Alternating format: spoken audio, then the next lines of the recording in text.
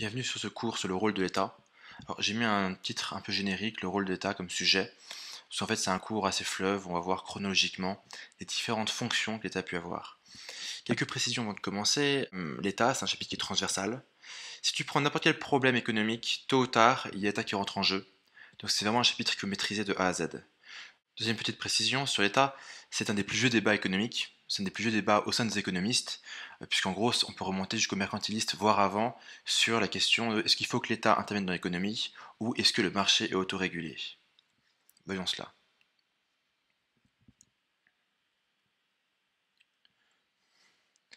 En accroche, je t'ai mis cette citation de Daniel Bell: l'État est trop petit pour les grands problèmes et trop grand pour les petits problèmes. Il soulève un paradoxe. C'est un paradoxe sur le niveau d'action de l'État. Les petits problèmes, ce sont des problèmes qui sont locaux ou régionaux au maximum. Par exemple, si tu prends le chômage, on croit que le chômage est un problème national, alors qu'en fait c'est bien plus un problème qui est soit régional, soit sectoriel, et on observe de très fortes disparités d'une région à l'autre, d'un secteur à l'autre, d'une ville à l'autre.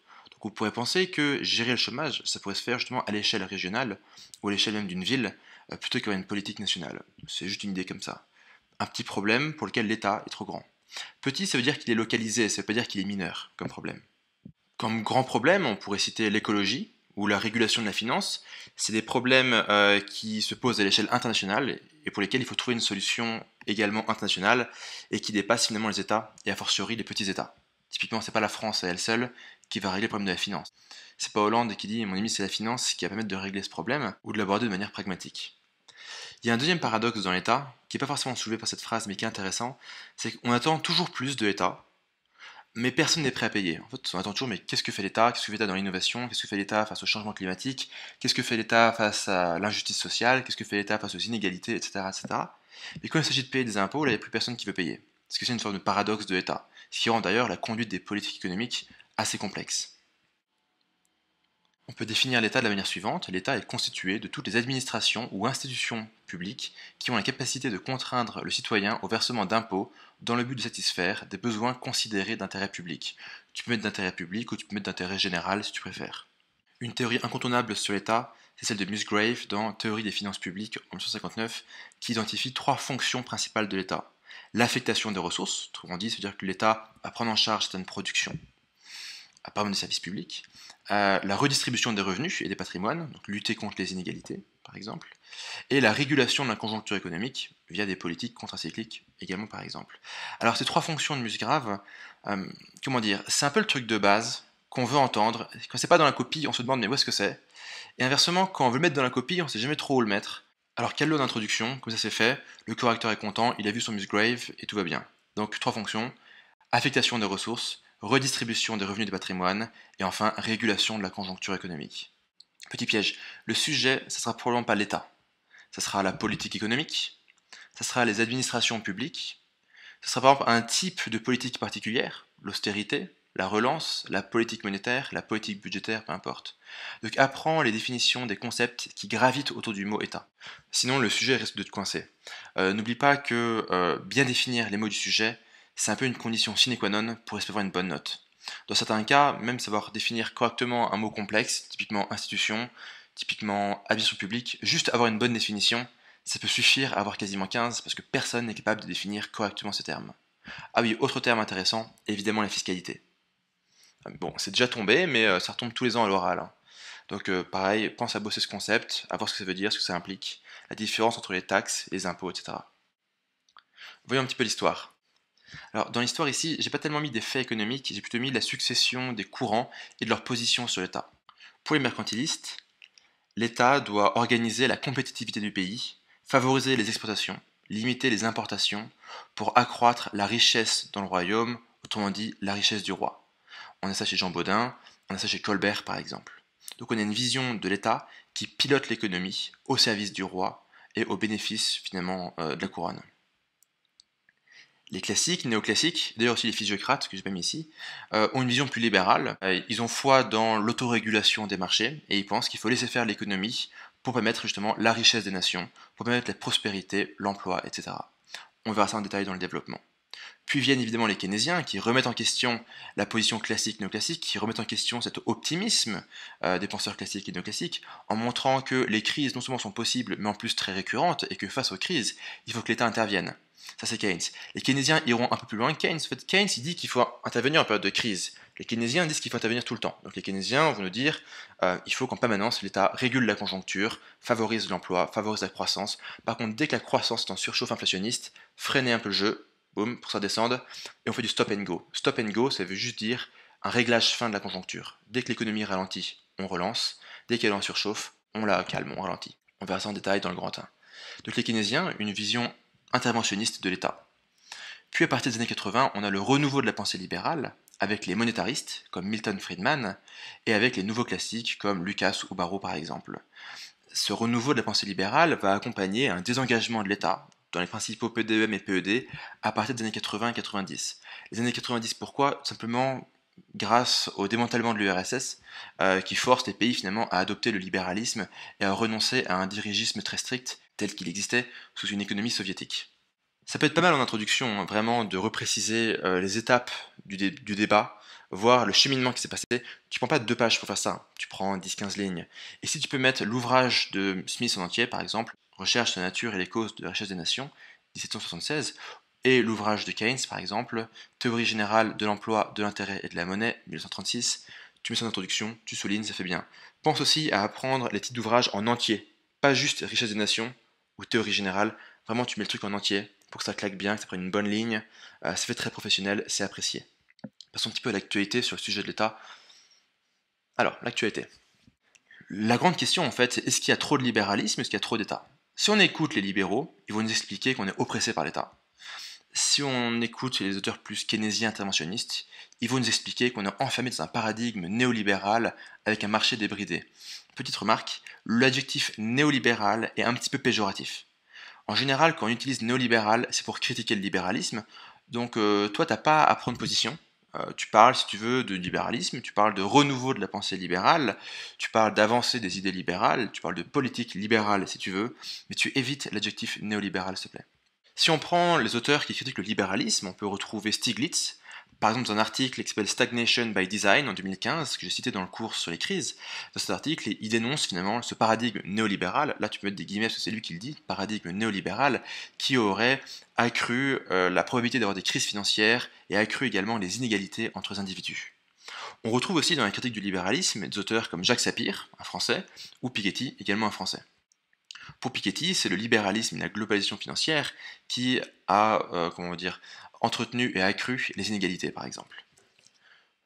Dans l'autre camp, si on prend les libéraux aujourd'hui, on va trouver toute une critique du poids de l'État, du poids des réglementations qui pèsent sur l'État, une critique de la fiscalité, où on va redécouvrir la courbe de l'affaire, par exemple. Parmi ces auteurs libéraux, on peut trouver en France Jean-Marc Daniel. Jean-Marc, c'est le prénom, Daniel, c'est le nom de famille. Tu peux citer par exemple son bouquin qui s'appelle L'État de connivence, dans lequel il dénonce en fait les lourdeurs de l'État, les rigidités qui pèsent sur l'économie, et finalement le fait que l'État est sujet au clientélisme, autrement dit que les réglementations à droite ou à gauche sont souvent là pour rendre service à des proches du pouvoir, à des entreprises, proches des partis politiques par exemple. Jean-Marc Daniel, lui, appelle pour plus de concurrence et davantage de libéralisme dans un pays comme la France. Autre idée sympa, c'est le mec que je t'ai mis en photo, c'est Peter Thiel, qu'on a cité plusieurs fois déjà. Peter Thiel est intéressant parce qu'il est assez radical dans la théorie, et il est assez balèze dans l'action. Je sais pas dans quelle heure tu regardes les vidéos, mais dans le doute, je vais quand même rappeler un petit peu la biographie du mec dont j'ai déjà parlé avant. C'est un entrepreneur américain d'origine allemande. Il a fondé PayPal en 1998. PayPal, c'est l'entreprise qui a permis le commerce en ligne, hein, donc c'est pas rien. Donc PayPal en 98. Le but de PayPal à cette époque-là, c'était de remplacer la Banque centrale américaine. Peter Thiel, il est un libertarien, pas libertin, libertarien. Libertarien, c'est ce qu'on appelle aussi des anarcho-capitalistes. C'est un ensemble de penseurs, c'est un courant, qui estime que l'État ne devrait pas du tout intervenir dans l'économie, qu'on devrait revenir à une vision de l'État gendarme et finalement laisser faire le marché, aussi bien pour la vie économique que la vie sociale, voire même la vie politique en fait. Donc Thiel vend PayPal pour eBay en 2002 pour 1,5 milliard, et à partir de cette époque, il va devenir un investisseur dans la technologie. Il va par exemple investir dans Facebook ou dans Airbnb. C'est un mec qui, grâce à ses investissements, pèse aujourd'hui à peu près 3 milliards de dollars, donc c'est pas dégueu, et il aime pas les gouvernements, clairement pas. Il pense d'ailleurs que la démocratie et le libéralisme ne sont pas compatibles, et s'il faut choisir entre les deux, lui il prend le libéralisme. Il finance des projets comme le projet Seasteading Institute.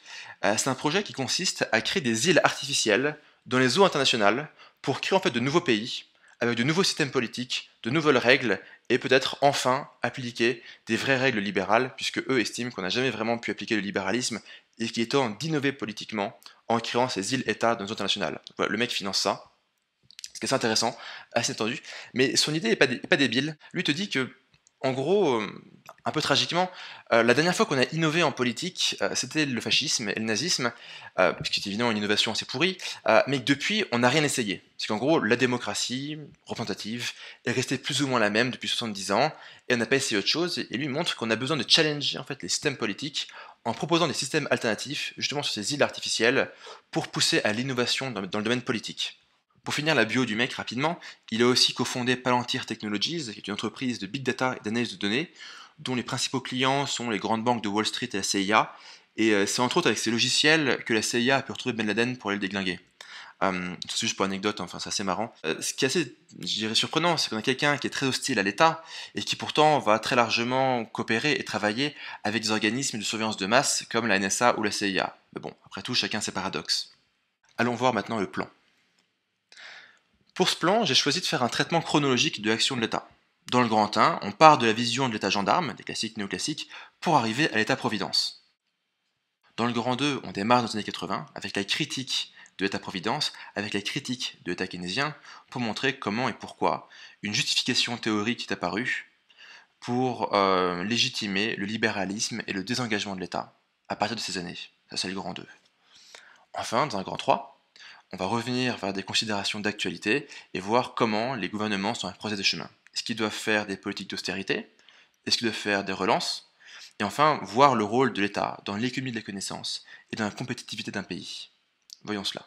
Démarrons le grand 1. J'ai intitulé le grand 1 de l'État gendarme à l'État-providence. Petite remarque avant de commencer, j'ai fait ici quelque chose qu'en général il faut éviter de faire. Ce que j'ai fait, c'est que dans la même partie, j'ai défendu une idée et son contraire. J'ai dit blanc puis noir dans la même partie. En général, il faut éviter. Il faut essayer d'avoir une grande cohérence. En gros, dans le grand 1, dire blanc, dans le grand 2, dire noir, dans le grand 3, dire gris, ou l'inverse. D'abord noir, puis blanc, puis gris, peu importe. Là, j'ai dit blanc, puis noir, j'ai défendu deux idées opposées. Tout d'abord, l'État gendarme, puis l'État-providence. Il faut éviter de le faire, mais tu peux quand même le faire. Mais si tu le fais, il faut être très précis dans l'annonce de plan, et très précis aussi dans le détail, pour éviter qu'on ait des confusions. Donc il faut bien que tu expliques ta démarche, que tu expliques ton raisonnement, que tu expliques pourquoi tu as choisi de parler de ça à tel moment et pourquoi ça s'emboîte logiquement. Commençons par l'État gendarme. L'État gendarme, c'est une vision libérale de l'économie où on estime que l'État doit se limiter à des fonctions régaliennes. Les fonctions régaliennes, c'est la police, la justice et l'armée, mais que l'État ne doit pas intervenir dans la vie économique et sociale. Voyons cela. Notre premier point va défendre l'idée que, puisque le marché est autorégulé, on n'a pas besoin que l'État intervienne dans la vie économique et sociale, on a juste besoin qu'il se limite à des fonctions d'État gendarme. Les classiques ont l'intuition optimiste des bienfaits du marché. C'est la fameuse main invisible chez Adam Smith. Pour Adam Smith, la richesse des nations provient de la conjonction de plusieurs phénomènes. Tout d'abord la division du travail, puis l'élargissement des marchés. Adam Smith, dans le livre 4, chapitre 2 et chapitre 4, montre que les économies nationales doivent s'ouvrir dans le cadre du libre-échange, accepter une division internationale du processus productif, ce qui devrait permettre de plus forts gains de productivité, dans la mesure où toute spécialisation est le fruit d'une différence technologique revêtant un avantage comparatif. L'avantage comparatif étant une notion qu'on doit à Ricardo dans le chapitre 7 des principes d'économie politique et de l'impôt. Donc division du travail à l'échelle nationale, au sein de la manufacture d'épingles, on verra ça dans l'entreprise, et à l'échelle internationale, chaque pays se spécialise.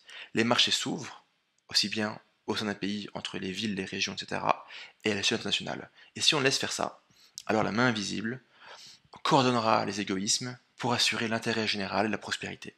Vision très optimiste d'Adam Smith. La loi de Say, qu'on doit à Jean-Baptiste Say, également un classique, postule, elle, que toute offre crée sa propre demande, et donc que les crises sont peu probables. Dans cette perspective, les crises ne seraient qu'un simple engorgement sectoriel qui se résorberait de lui-même. Schématiquement, c'est l'idée que si on produit quelque chose, bon, on va produire du pain, donc on va payer un mec qui fait du pain. Comme on va lui payer un salaire, il aura de l'argent pour acheter du pain, donc l'offre crée sa propre demande, et finalement l'économie s'autorégule, tout va bien, loi de Say. Petit rappel, c'est absolument incontournable de bien maîtriser les différentes théories des différents auteurs des différents courants. Il faut que tu connaisses les théories de Say, Smith, Malthus, etc. pour les classiques, les théories de chacun des différents néoclassiques, de Pareto, de Walras, de Schumpeter, etc. Tu peux pas faire l'impasse dessus. Sinon tu risques vraiment de te planter ou de faire une confusion. Si t'as pas de chapitre là-dessus en cours, dans mon bouquin il y a un chapitre consacré à l'histoire de la pensée économique. Prends-le, bouffe-le, apprends-le, au moins ça sera fait. C'est en particulier le cas si t'as fait un bac S avant et que t'as encore moins de bagages économiques. Faut vraiment être béton là-dessus. Tu peux pas avoir de doute sur qui est Say ou qui est Vilfredo Pareto par exemple. Fin de la parenthèse, je reprends là où j'en étais. Les néoclassiques vont poursuivre le raisonnement des classiques. La différence entre les classiques et les néoclassiques, c'est que les classiques sont plus sur le mode de l'intuition et de la philosophie, quand les néoclassiques sont sur le mode de la science et des maths. Ils vont chercher à démontrer mathématiquement les bienfaits du marché. Et évidemment, dans les néoclassiques, on peut citer Walras, avec le modèle de la concurrence super parfaite, et qui nous montre que dès lors que les 5 conditions de la concurrence super parfaite sont réalisées, les économies peuvent se retrouver dans une situation d'équilibre général grâce à l'intervention du commissaire-priseur. Le commissaire-priseur, c'est une figure théorique qui va coordonner l'offre et la demande pour aboutir à un prix d'équilibre. L'équilibre général, ça veut dire que si on a un équilibre sur n-1 marché, par récurrence on montre qu'il y a un équilibre sur le nème marché. Ça, c'est si les 5 conditions de la concurrence plus parfaite sont respectées. Ces 5 conditions, je te les rappelle, c'est l'atomicité des agents, l'homogénéité des produits, la transparence de l'information, la libre entrée et libre sortie sur le marché. Et la 5e condition, c'est la mobilité des facteurs de production. Ce sont les 5 conditions de la concurrence pas parfaite. On va voir ça dans le cours sur l'entreprise, mais il faut que tu connaisses. Si tu n'as jamais entendu ce concept, la concurrence peu parfaite, c'est une forme de modèle idéal de ce que serait une économie parfaite. C'est que si l'économie, et si le monde était un monde parfait, économiquement, à quoi il ressemblerait? Il ressemblerait à la CPP. CPP, c'est pour concurrence peu parfaite. C'est une forme de fiction pour identifier le fonctionnement idéal de l'économie. C'est une fiction qui permet aussi de critiquer la réalité. L'idéal, c'est ça, on compare ce qu'est la réalité, et on dit justement ça fonctionne moins bien, et donc il faudrait davantage de libéralisme, par exemple. Sa vision de Walras dans Éléments d'économie politique pure, publié en 1874. Dans la foulée de l'équilibre général, on a l'optimum de Pareto, qu'on doit à un néoclassique qui est Vilfredo Pareto. Un optimum de Pareto, je te rappelle ce que c'est.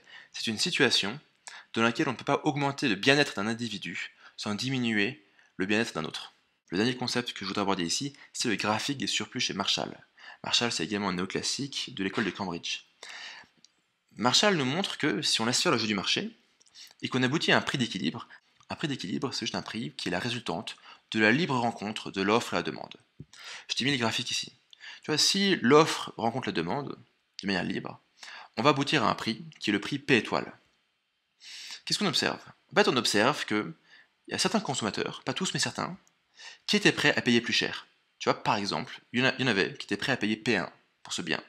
Et grâce à la concurrence pas parfaite, grâce au libre jeu du marché, ce consommateur va pouvoir payer le bien au prix P étoile et pas P1.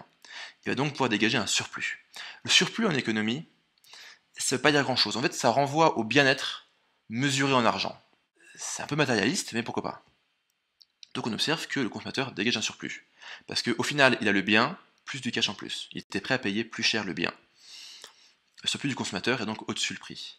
En dessous le prix, on a le surplus du producteur. Qu'est-ce que ça veut dire? Ça veut dire que certains producteurs étaient prêts à vendre à P2. Pour certains producteurs, vendre à P2, c'était absolument rentable et intéressant. Et grâce au libre jeu du marché, ils vont pouvoir vendre à P étoile, qui est supérieur à P2, et donc dégager un revenu supplémentaire, ce qui est donc dans leur intérêt. On observe donc que le libre jeu du marché bénéficie simultanément aux consommateurs et aux producteurs, autrement dit, ça bénéficie à la société dans son ensemble. Ce graphique sert à démontrer les bienfaits du marché. C'est un graphique que tu es obligé de connaître.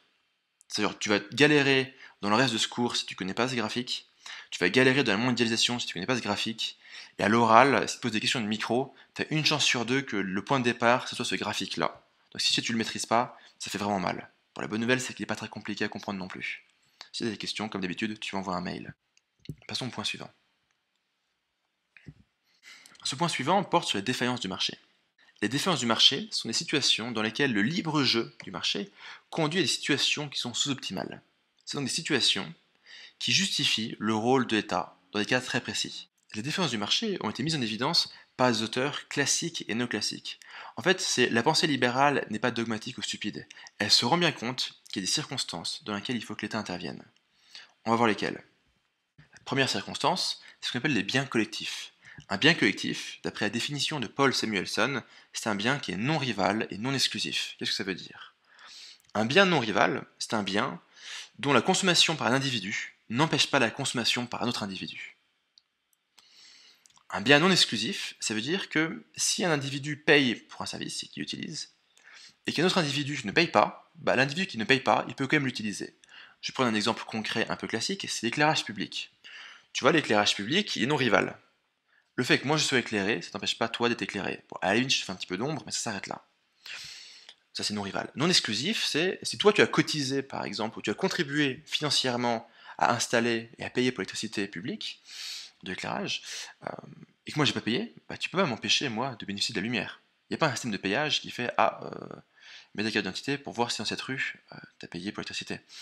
Donc non rival, non exclusif, par exemple l'éclairage public. Donc dans ces situations, on a un risque de passager clandestin. Le passager clandestin, c'est quand tout le monde attend qu'un pigeon va payer et qu'en gros lui ne paye pas.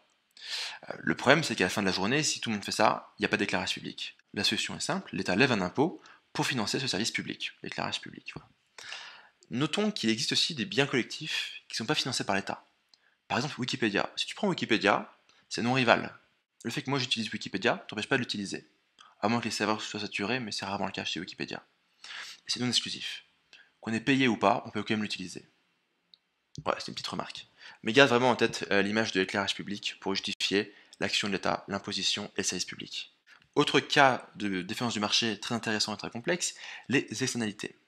Une externalité, c'est la conséquence de l'action d'un agent économique sur un autre agent économique sans que cela passe par le mécanisme du prix et du marché. Vraiment, sans que cela passe par le mécanisme du prix et du marché.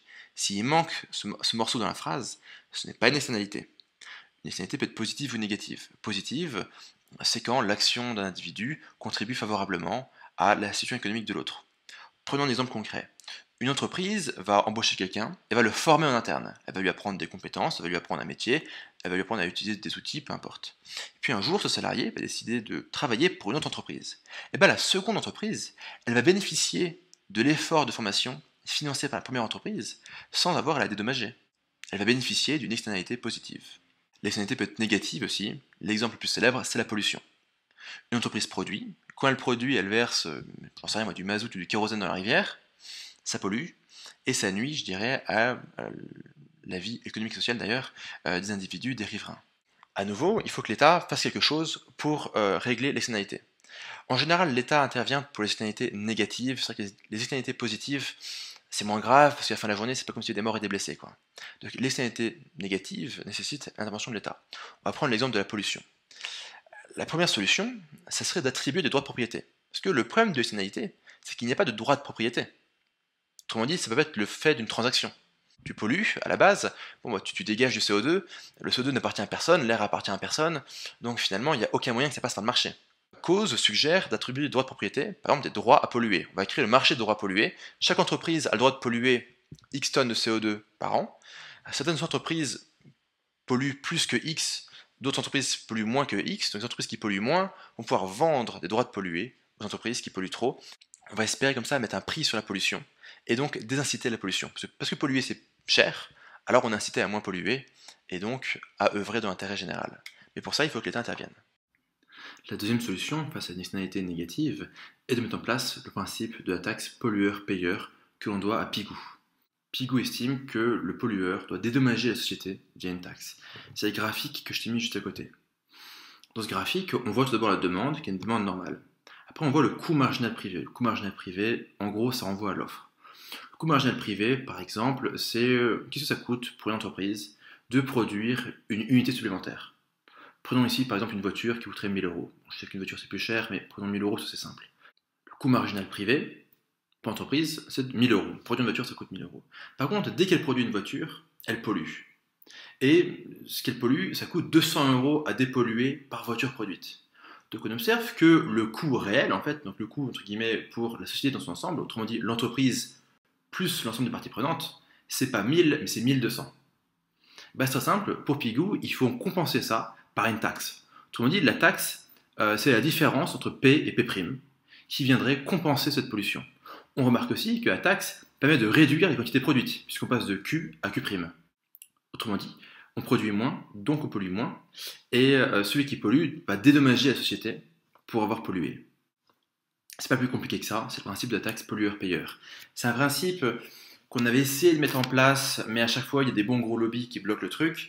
Il y a pas mal de personnes qui appellent pour une vraie taxe pollueur-payeur très sévère, notamment Elon Musk, qu'on voit dans le Grand 3, c'est un entrepreneur américain très célèbre qui, dans une conférence en 2015 à la Sorbonne, à Paris, appelait justement à mettre en place une taxe pollueur-payeur extrêmement stricte pour inciter les entreprises à réduire drastiquement leur pollution. Troisième cas de défense du marché, nous avons les asymétries d'information. On parle d'asymétrie d'information lors d'un échange quand certains participants disposent d'informations pertinentes que d'autres n'ont pas. On doit le concept à Akerlof dans un article de 1970. Lui prend l'exemple du marché des voitures d'occasion. Quand on vend des voitures, le vendeur, lui, sait à quel point la voiture est bonne ou mauvaise, l'acheteur, lui, ne le sait pas. Il y a donc une différence du marché. Donc potentiellement, l'acheteur peut être lésé par le vendeur du fait de cette asymétrie d'information. Tu vois?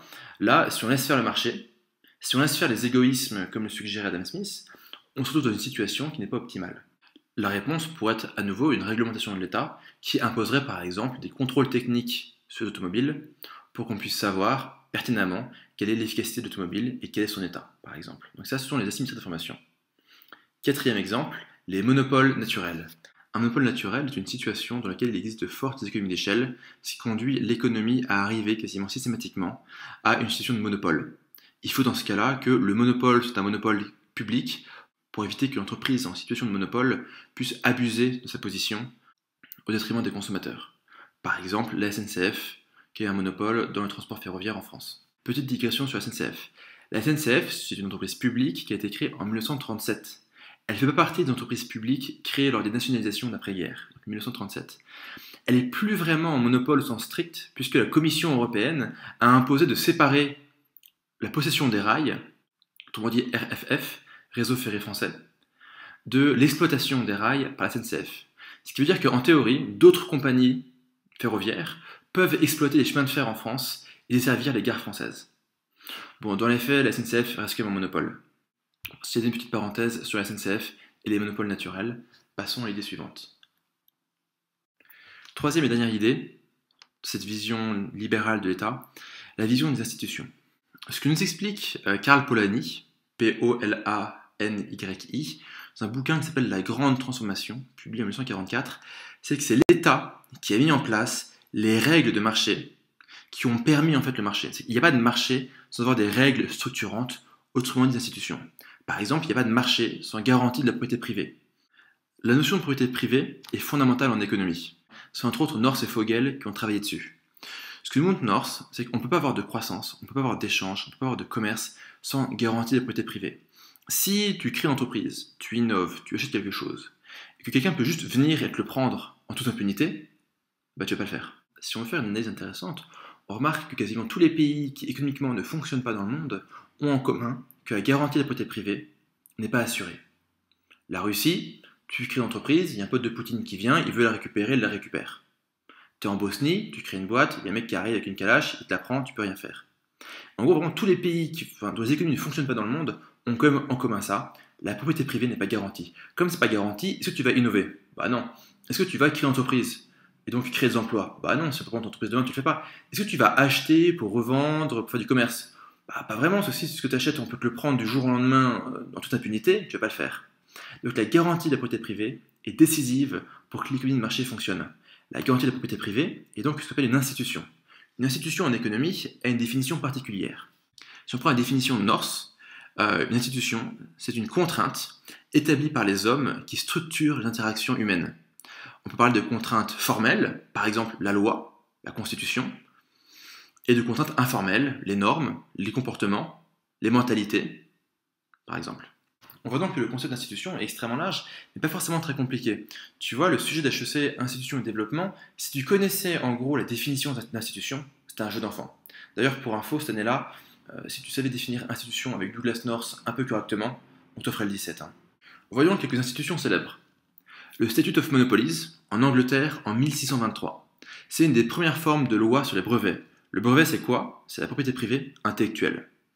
Autre exemple intéressant, le Homestead Act américain de 1863. Ça, c'est la garantie de la propriété privée agricole.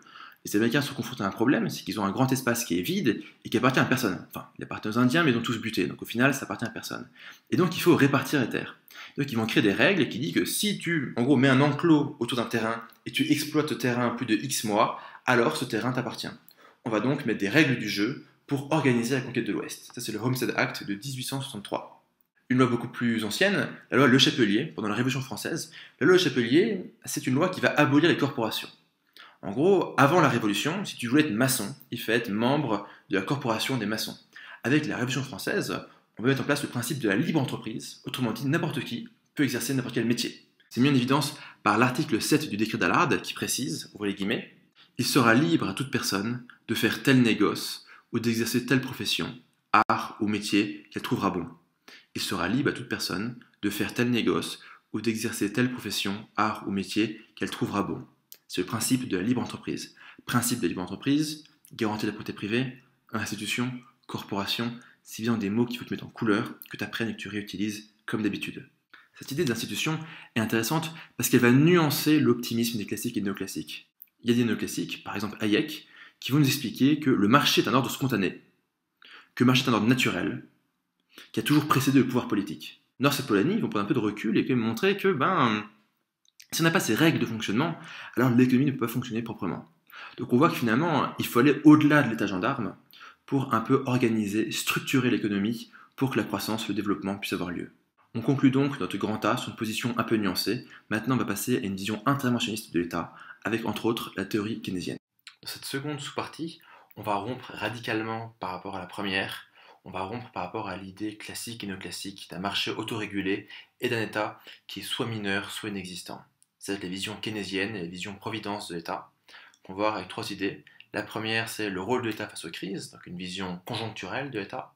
Le petit B, le rôle structurel de l'État avec les politiques structurelles. Et le petit C, l'État-providence et la justice sociale. Commençons. Le rôle de l'État face aux crises, évidemment, on s'enracine dans une perspective keynésienne. Keynes, dans la théorie générale de l'emploi de l'intérêt de la monnaie, publiée en 1936, montrait que l'État devait intervenir en période de crise dans le cadre de politiques contracycliques. Attention, le concept de politique contracyclique, on le doit à Myrdal à la base et pas à Keynes. Myrdal, c'est M-Y-R-D-A-L. Autre chose, Keynes, c'est pas forcément quelqu'un d'interventionniste. C'est plutôt un libéral. Il est plutôt d'accord avec les théories classiques et néoclassiques. C'est pas celle sur la monnaie. Il est d'accord avec l'idée que le marché s'autorégule. Il montre juste que ça prend trop de temps. En fait, c'est la fameuse phrase sur le long terme, nous sommes tous morts. Ça veut dire que oui, certes, il y a la loi de Say, oui, certes, le marché peut s'autoréguler, mais ça prend beaucoup trop de temps. Et en attendant, l'économie s'enferme et s'enfonce dans un cercle vicieux déflationniste avec un chômage de masse, une déflation qui se creuse mois après mois et une croissance qui ne reprend pas. L'idée, c'est, pour Keynes, l'État doit mettre en place une politique de relance. La relance est un pari. Alors la relance, elle peut passer par la monnaie. Il faut savoir que chez Keynes, la monnaie a un rôle actif dans l'économie. Autrement dit, la monnaie et les variables monétaires ont un impact sur la conjoncture. Ce qui implique qu'avec la politique monétaire, on peut influencer la croissance et l'emploi. Je ne détaille pas ça ici, on va rester ensemble dans la monnaie. L'autre levier, c'est la politique budgétaire. La politique budgétaire, elle passe par le mécanisme du multiplicateur. Le multiplicateur, c'est un concept qu'on doit à Kahn, K-A-H-N, en 1931.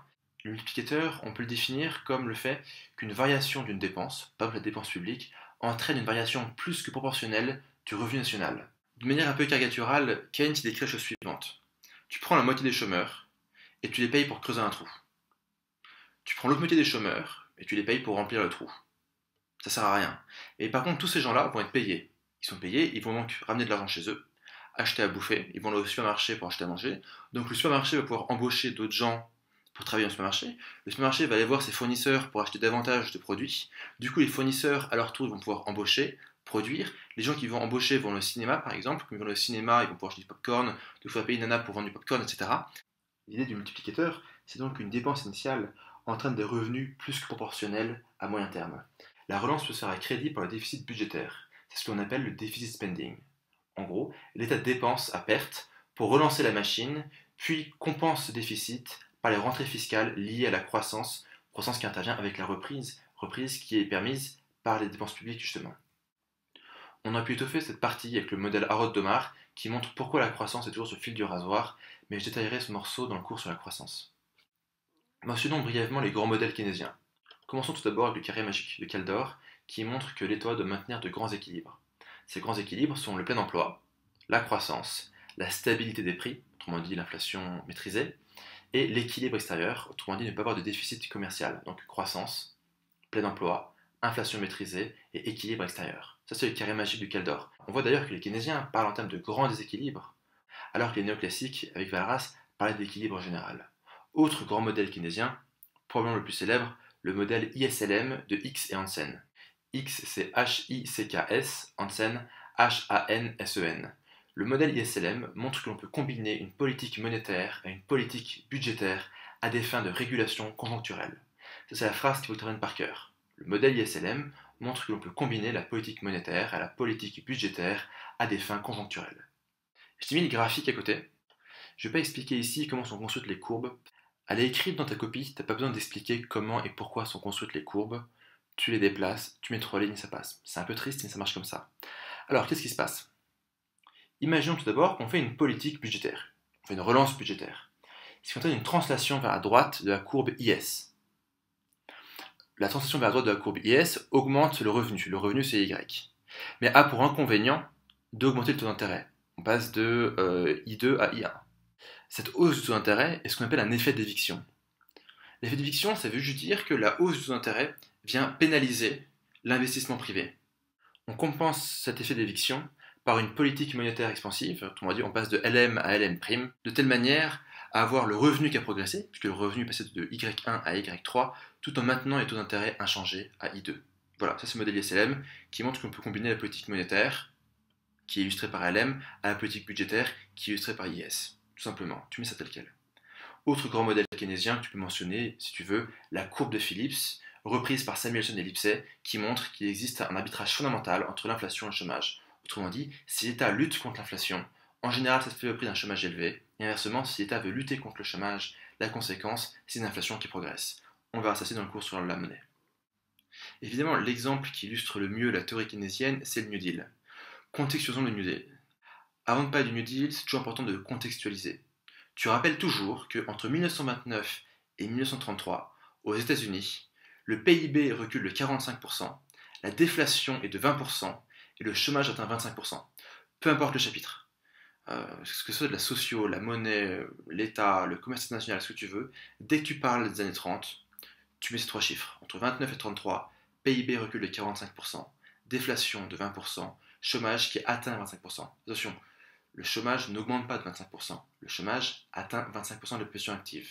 Dans la foulée de la crise de 29 aux États-Unis, il y a 6000 banques qui font faillite. C'est la conséquence d'un système de free banking, comme on l'a vu dans le cours sur la finance. Le président qui a précédé Roosevelt, c'est le président Hoover, H-O-O-V-E-R, qui lui a plaidé l'attentisme, L'-attentisme. L'attentisme, c'est juste l'idée que le marché va s'autoréguler et qu'il faut juste attendre que ça se fasse. En gros, la crise est une purge. Une fois que la purge sera terminée, la croissance et l'emploi reprendra et tout ira bien. L'expression très célèbre de Hoover, c'est « dans 30 jours, tout sera réglé ». Ce qui a donné beaucoup de blagues, par exemple les Hooverville. Les Hooverville, c'était les surnoms donnés aux bidonvilles aux États-Unis, où étaient logés tous les sans-abri, qui avaient perdu leur emploi, perdu leur logement du fait de la crise, et du coup, ils attendaient dans 30 jours que tout soit réglé dans une tente, donc ce qu'on appelle les Hooverville. Roosevelt arrive en 1933 au pouvoir, comme tu sais, avec le programme du New Deal. Le New Deal, c'est un vaste éventail de politiques conjoncturelles et structurelles. On va voir par la suite pourquoi en fait c'est difficile de séparer conjoncturel et structurel. Parmi les mesures qu'on peut citer, on peut citer le NIRA. En 1933, c'est le National Industrial Recovery Act, qui est un soutien à l'industrie. On peut citer le AAA, toujours de 1933, qui est un soutien à l'agriculture, c'est Agricultural Adjustment Act, qui vise à stopper la baisse des prix et à aider les farmers à s'en sortir. On peut citer le WPA, ou le Work Progress Administration, qui a un programme de grands travaux, qui a par exemple été à l'origine du Golden Gate Bridge à San Francisco, le pont là, qui est le symbole de San Francisco, c'était construit pendant le New Deal sous Roosevelt. La conséquence de ces dépenses publiques est le creusement du déficit public. Entre 1933 et 1936, le déficit public américain passe de 1 à 3 milliards de dollars. 1 milliard pour l'époque, c'est beaucoup. C'est vrai qu'aujourd'hui c'est peanut, mais pour l'époque c'était beaucoup. Donc de 1 à 3 milliards de dollars, ça c'est du deficit spending. Attention, est-ce que le New Deal était keynésien? Bonne question. Le problème c'est que Keynes écrit en 1936, le New Deal est en 1933. Le truc c'est que les gens qui ont entouré Roosevelt avaient les mêmes intuitions que Keynes, correspondaient avec Keynes, et finalement Keynes il fait que épouser dans l'esprit du moment. Donc le New Deal n'est pas l'application des préceptes de Keynes, le New Deal est l'application d'intuitions proches de Keynes. L'application du keynésianisme plus large, c'est pendant les 30 glorieuses, où on a un TCAM de 5%, 9% au Japon, 3% aux US. Pourquoi les US ont un taux de croissance plus faible que la France pendant les 30 glorieuses? Tout simplement parce que les US ont connu leurs 30 glorieuses pendant la guerre, où ils ont produit comme des malades. Le taux de chômage en France est autour de 3-4%, c'est ce qu'on appelle le plein emploi. Mais ça se fait au prix d'une inflation très soutenue, 8 à 9%, avec des pics inflationnistes qui peuvent dépasser les 15%, ce qui illustre d'ailleurs la courbe de Phillips. Chômage faible au prix d'une inflation soutenue. Lorsque l'inflation dérape, on met en place des plans de refroidissement, par exemple le plan Pinay, P-I-N-A-Y, en 1952, ou le plan Pinay-Rueff, P-I-N-A-Y, trait d'union R-U-E-F-F, en 1958. Ça, c'est des plans qui visent à freiner l'inflation, quitte à freiner la croissance, pour éviter une surchauffe du système.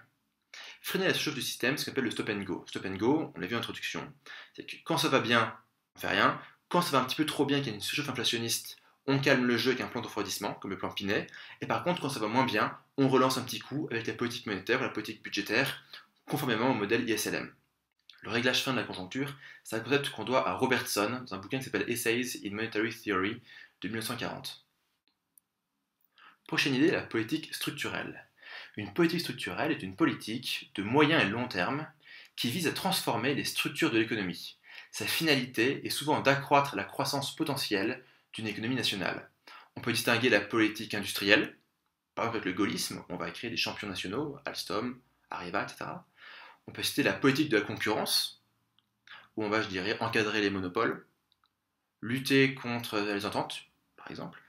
On peut citer les politiques visant à changer les règles du jeu sur des marchés particuliers, par exemple encadrer la finance, avec le Glass-Steagall Act de 1933 aux États-Unis, ou juste légiférer sur le marché du travail, par exemple, avec le SMIG avec un G, c'est l'ancêtre du SMIC avec un C. Le SMIG avec un G, c'est le salaire minimum interprofessionnel garanti, mis en place en 1950, qui deviendra le SMIC avec un C, salaire minimum interprofessionnel de croissance, qui est mis en place en 1970.